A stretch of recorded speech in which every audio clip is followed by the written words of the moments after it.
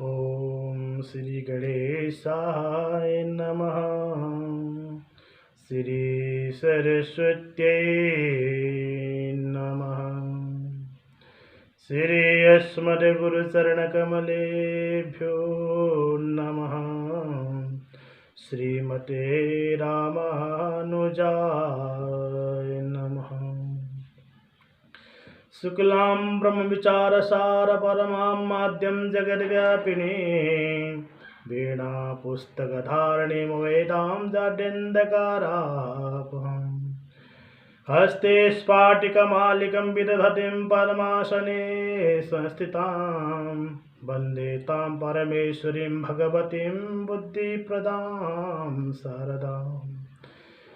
या कुन्देन्दुतुषारहारधवला या सुप्रवस्थावृता या वीणाभरदण्डमण्डितकरा या श्वेतपद्मासना या ब्रह्माच्युतशङ्करा प्रभृतिभिर्देवैः सदा वन्दिता सा मां पातु सरस्वती भगवती निःशेषजाड्यापहा।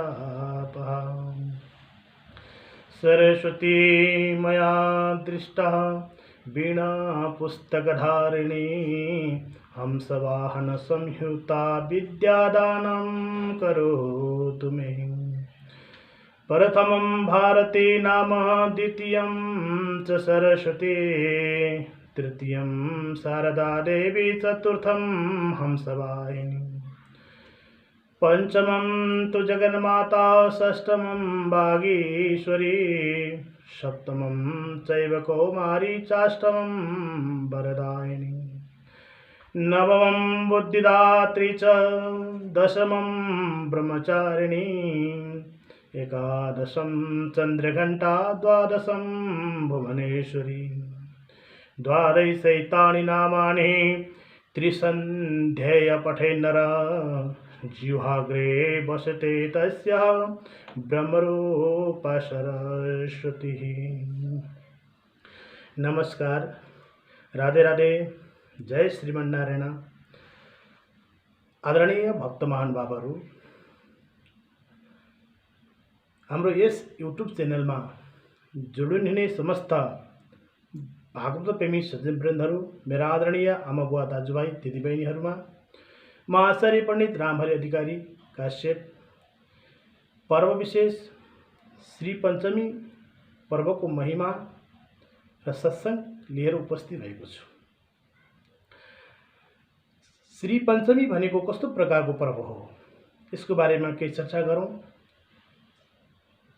र केही ज्ञान प्राप्त गरौँ।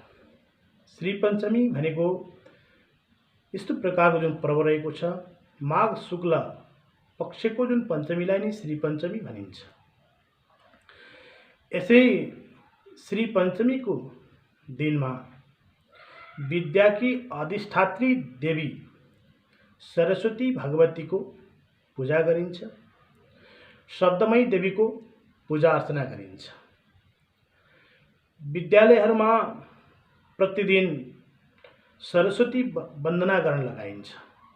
वन्दना गर्नाले हामी केही क्षण सरस्वती भगवतीको मूर्ति अर्थात् वीणा पुस्तक धारण गरेकी सरस्वतीको स्वरूप आफ्नो हृदयमा साक्षात्कार गर्दछौँ।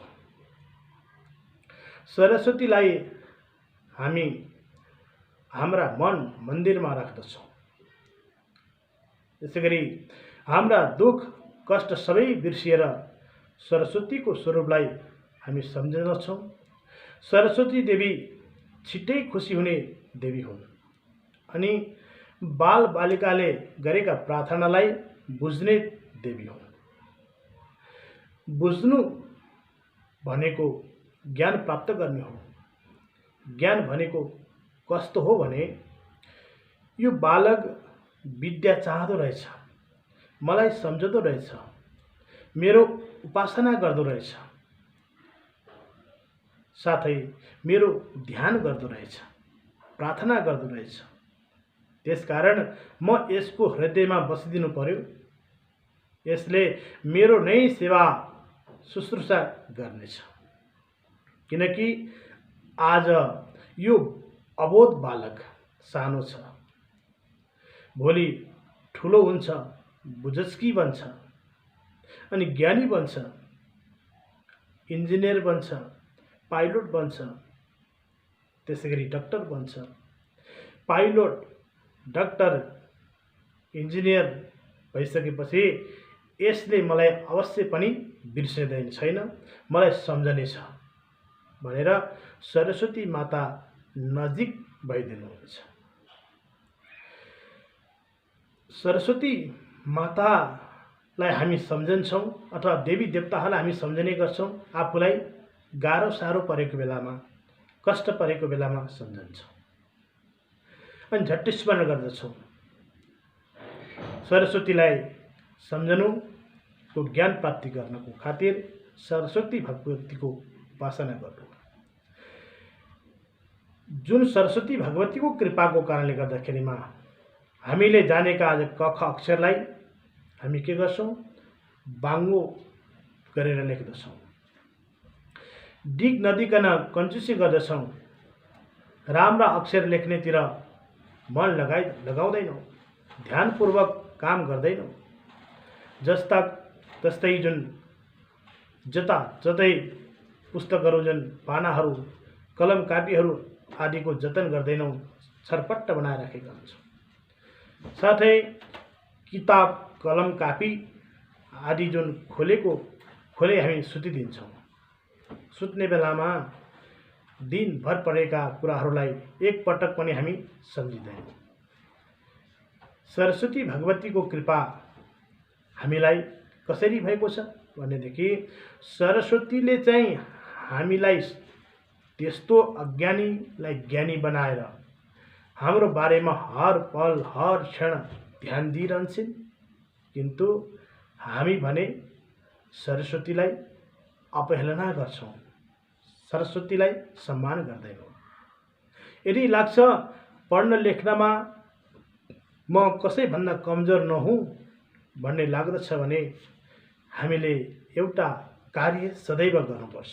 त्यो कार्य हो सुत्ने बेलामा 8 घण्टी हुने गर्छ विद्यालयमा पढ्ने भएका विद्यार्थीहरूको लागि। यी 8 घण्टीमा पढेका जुन 11 बुधा अक्षरहरू छन् तिनीहरूलाई टिपोट गरेर सुत्यौँ भने हामी विश्वमा चर्चित व्यक्ति बन्न सक्दछौँ। सरस्वती पूजाको सर्वोत्तम वाणीको देवी भएको उनलाई न लड्डु, न पेडा, न बर्फी, न फलफुल, न धूपदीप नैवेद्यहरू मनपर्छ। उनलाई मन पर्छन् त केवल वीणा पुस्तक नै धेरै मन पराउनुहुन्छ। यसै गरी पराम्बिका जुन भगवती सरस्वतीको जुन स्मरण हुन्छ भने साथसाथैमा विद्याका अर्का अधिष्ठाता देवता भनेका देवादिदेव महादेव भगवान शङ्कर शिवजी हुनुहुन्छ। शिवजीको 11 रूप बताइएको छ। भक्तवृन्दहरू, 11 रूप 11 स्वरूप बताइन्छ, किन्तु भगवान शङ्कर अनादि हुनुहुन्छ। भगवान शङ्कर सगुण साकार निर्गुण निराकार स्वरूप हुनुहुन्छ। फेरि पनि हाम्रो शास्त्रमा भगवान शङ्करको 11 रुद्रको महत्त्व दर्शाएको हामी पाउँछौँ। ती 11 रुद्र 11 प्रकारका भगवान शङ्करको प्रतीक बुझौँ 11 बुधा हो। 11 बुधा टिप्नु शिवजी बराबर एउटा हाम्रो बुधारूपी वाणीमय मन्त्रको प्रयोग गर्नु हो र सरस्वतीको उपासना यी 11 मन्त्रले, त्यसमा पनि शिवमय मन्त्रले सरस्वतीको पूजा गरिँदो रहेछ। यसरी विद्यार्थीले अथवा विद्यार्थी वर्गहरूले सरस्वतीको पूजा गरेमा अवश्य पनि आफ्नो लक्ष्य वा ज्ञान विद्या प्राप्ति हुनेछ। विद्या प्राप्ति भएरै छाड्छ। सरस्वती पूजा भनेको ज्ञानको उपासना हो। उपासना गर्नुपर्दछ। त्यस्तै प्रकारले अग्निमयले पनि प्रकृतिलाई खुल्ला पुस्तक मानेर यहाँबाट ज्ञानार्जन गरे। ज्ञान संसारमा सरस्वतीको स्वरूपमा घुमिरहेको छ। ठुला विद्वानहरूसँग परिमार्जित रूपमा ज्ञान आफै आउँदछ। विद्या प्राप्ति गर्नको निमित्त, ज्ञान प्राप्ति गर्नको निमित्त सद्गुरुको सेवाको आवश्यकता पर्छ। गुरु शुश्रूषया विद्या भनिन्छ। त्यसैले सज्जनहरूको सङ्गत गर्ने, विद्वानहरूको सङ्गत गर्ने, विद्वानहरूको जुन सेवा गर्ने, गुरुको सेवा गर्ने अनि ज्ञान प्राप्त गर्ने, यो भनिएको। ज्ञान त्यसरी नै प्राप्त हुन्छ। ज्ञान प्राप्तिको लागि लगनशीलताको नै आवश्यकता पर्छ। लगनशीलताबाट नै ज्ञान परिमार्जन हुने हुँदा विद्वानहरू लगनशीलताबाट नै विद्वान बनेका हुन्। हामी बालबालिकाहरूसँग ज्ञान आफै आउँदैन, किनकि राम्ररी उनीहरू उपासक बनिसकेका हुँदैनन्। बालबालिकाहरू राम्रोसँग परिपक्व अवस्थामा पुगेका हुँदैनन्। त्यसै कारणले गर्दाखेरिमा ज्ञानको उपासक हुनलाई सरस्वतीको जुन पूजाको परम्परा जुन चलाइएको छ, यो अनादिकालदेखि जुन चलिआएको हो। साथै सत्य सनातन धर्मले यसलाई जुन मान्यता दिएको छ, सरस्वती पूजाको ठुलो महत्त्व रहेको छ। श्री पञ्चमीको जुन ठुलो महत्त्व रहेको छ, यही महत्त्व आज हजुर समक्ष मैले प्रस्ट्याउन पाएँ। साथै सरस्वती जुन पूजा गर्ने जुन क्रम पनि हुन्छन्, पूजन क्रम शास्त्रमा बताइएको छ। एउटा पञ्चोपचारले गर्ने पूजा, अर्को षोडशोपचारले गर्ने पूजा, अर्को मानसिक पूजा र बाह्य पूजा। बाह्य पूजा बाहिर गरिने जुन पूजा हो, सरस्वती भगवतीको जुन तस्बिरहरू राखेर, मूर्तिहरू राखेर, शौच पवित्रतापूर्वक सामग्रीद्वारा जुन गरिने पूजा, यो बाह्य पूजा मानिन्छ। सामग्रीहरू तयार पारेर पवित्रतापूर्वक गरिने पूजालाई बाह्य पूजा भनेको। भने मानसिक पूजा भनेको त्यो हो जुन मानसिक पूजामा पवित्रताको आवश्यकता पर्दैन, सामग्रीको आवश्यकता पर्दैन, तर मनै मनले हामी पराम्बिका भगवती सरस्वतीको स्मरण गर्न सक्छौँ, स्तुति गर्न सक्छौँ, मनै मनले सबै कुरा अर्पण गर्न सक्छौँ। यो मानसिक पूजा हो। 365 दिन एक वर्षमा हुन्छ, एक संवत्सरमा। यिनै एक संवत्सरमा 364 दिन हामी पूजा नगर्ने र एक दिन पूजा गर्ने जुन परम्परा हाम्रो रहेको छ, त्यो हो वसन्त पञ्चमी, श्री पञ्चमी। तर मेरो विचारमा लाग्छ हामीले सधैँभरि मानसिक पूजा सरस्वती भगवतीको उपासना गर्नुपर्दछ, सरस्वतीको स्तुति गाउनुपर्छ। वीणा पुस्तक धारिणी भएकी सरस्वती भगवतीलाई हृदयमा सम्झना सधैँभरि गर्नुपर्छ। हेर्नुहोस्, विद्यार्थी अवस्थामा आफ्ना सबै विषय राम्ररी पढ्नु नै उसको 364 दिनको सरस्वती पूजा हो। त्यस्तै प्रकारले जुन व्यापारीहरू छन्, जसले बिजनेस गर्दछन्, व्यापार गर्दछन्, ती व्यापारीहरूले आफ्ना जुन सामान रहेका छन् उचित नाफामा बेच्न पाउनु नै उनीहरूको पूजा हो। यसैलाई अर्को शब्दमा हामी कर्म भन्दछौँ। कर्म नै पूजा हो। आफ्नो काम नगरेर पूजा मात्रै गरिरहँदो रहेमा सरस्वती देवी खुसी हुनुहुन्न। आफ्नो कर्तव्य पूरा गरेपछि परिणाम टाढा हुँदैन। मानिसले ठुलो पद प्रतिष्ठा पायो भने अर्काको चाकरी गर्नु, चाप्लुसी गर्नु, अर्कालाई निन्दा गर्नु, यी सबै कर्महरू हुन्छन्। ती कर्मद्वारा सरस्वती भगवती खुसी हुनुहुन्न।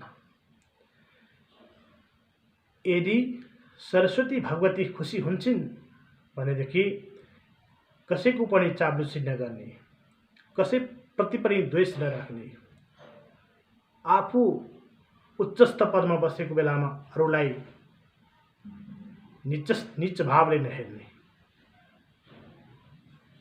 देवी देवता र भगवान भनेको कर्मको फल दिनेवाला हुनुहुन्छ।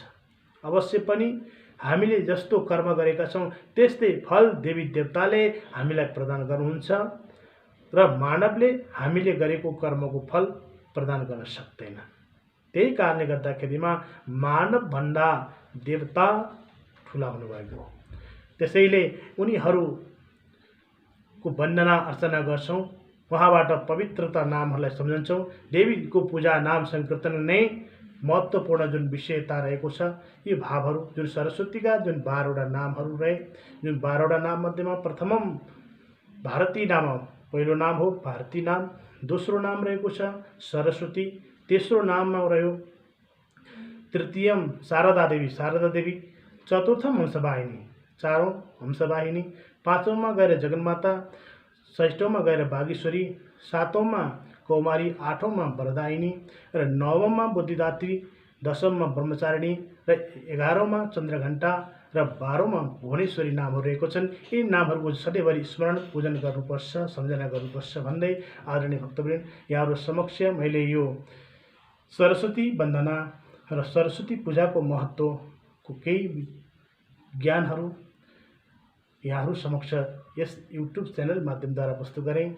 यस्तै प्रकारका जुन भिडियोहरू हामी लिएर उपस्थित हुनेछौँ भन्दै अहिलेको लागि विश्राम चाहन्छु। ओम सर्वे भवन्तु सुखिनः, सर्वे सन्तु निरामया, सर्वे भद्राणि पश्यन्तु, मा कश्चित् दुःखभाग् जन। ओम शान्ति, ओम शान्ति, ओम शान्ति।